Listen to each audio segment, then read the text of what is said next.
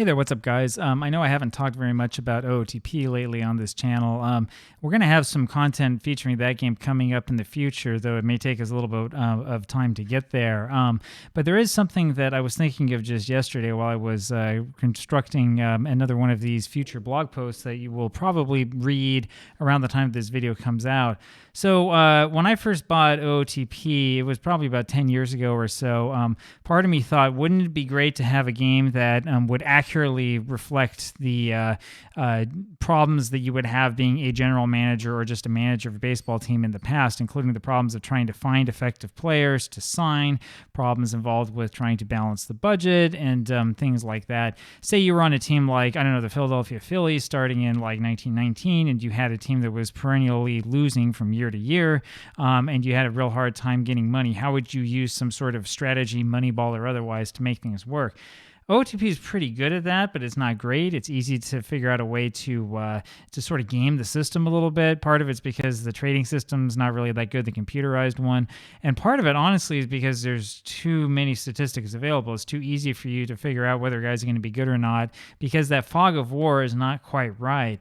What I've always wished is that you had a game that's a little bit closer to what you see in like Football Manager, where there is a real fog of war that's set up sort of naturally. You have to scout a player individually to figure out if he's any good or not, and then you have to watch out for all of these little traps and pitfalls that might come along the way.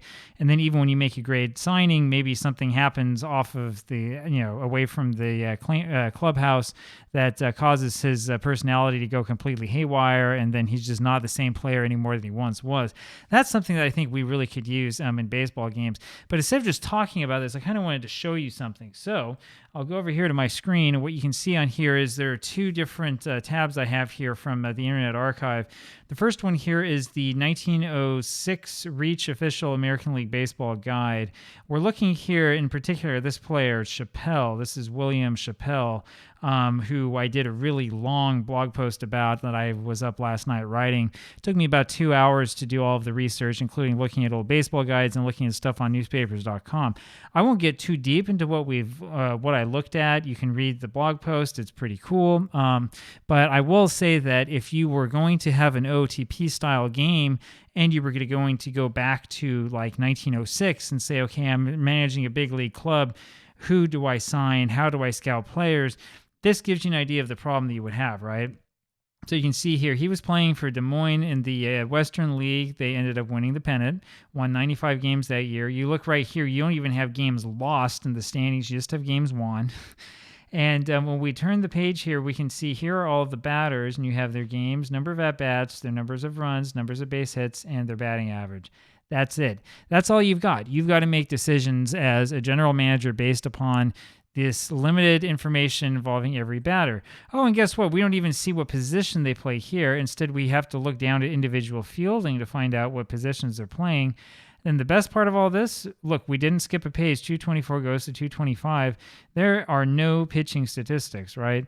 So you want to sign Chappelle, who's like, I don't know, 6'4", 6'5", who's a big guy, and you want him to be your starting pitcher. You can't even tell from here if he's a good pitcher or not. You have no information whatsoever about him. I mean, you can see him listed here in terms of fielding statistics, but I mean, the fact that he has a 963 fielding percentage means absolutely nothing, right? You know that he's probably responsible for a number of these wins, but what you can't see here is how many games he actually played. The truth is he wasn't on the Des Moines club until like early June, when they had already played like 40 or some odd games.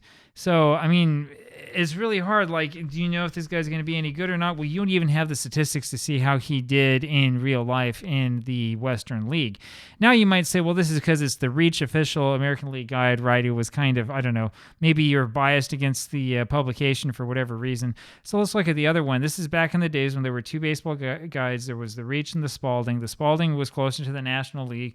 The Reach was closer to the American League. This is before you had this thing called Major League Baseball. That's this overriding corporate interest. This is back when you had league presidents. You had no commissioner. Instead, you had this sort of ad hoc national commission that was supposed to take care of problems and stuff like that. It was a lot different back then, basically. Here we look at the Spalding guide, and here again are the pictures of the teams, or of this team, the Des Moines team that won the pennant. Here's Chappelle. They spelled his name wrong here as well. Both places they spelled it wrong. He's right next to their mascot, who is next to the secretary of the team. They didn't have a huge roster. As you can see, only 14 players. I mean, which is incredibly small. And you can go through here and you can read about all the stuff that people were talking about, blah, blah, blah. And here are the standings. Oh, look, we can see now the number of games that they lost. If you were paying attention, you'll notice that Denver here is shown as winning 92 games, not 94. That's interesting. And you can see the batting average. Oh, we have some more information here, right? Sacrifice hits, stolen bases, doubles, triples, and home runs. That's right. Sacrifice hits were so important that it was listed here right next to everything else, including base hits. Right, and stolen bases was also seen as very important then. This will make all of my sabermetrics fans who may or may not watch me sort of cringe with the coldness will be going up and down their spines as they realize that back in the days, sacrifice hits and stolen bases were treated on an equal footing as these other things. I think there's a reason for that. I don't think that they were crazy. Anyway, though, when we move forward, for pitchers, we see that we have games, putouts, assists, errors, and the percentage, and that's it. In other words, there are no pitching statistics anywhere from the 1905 Western League. So what do you do if you want to sign this player? That's the question. That's the game. That's what I would do if I were in charge of something like OOTP. I would put in this sort of mechanism so that there's a huge fog of war. And, I'd make it a little bit harder to win so that you can't just be like, oh, okay, I understand how these stats win, and I'm just going to go after the guy who's got the best, WOBA,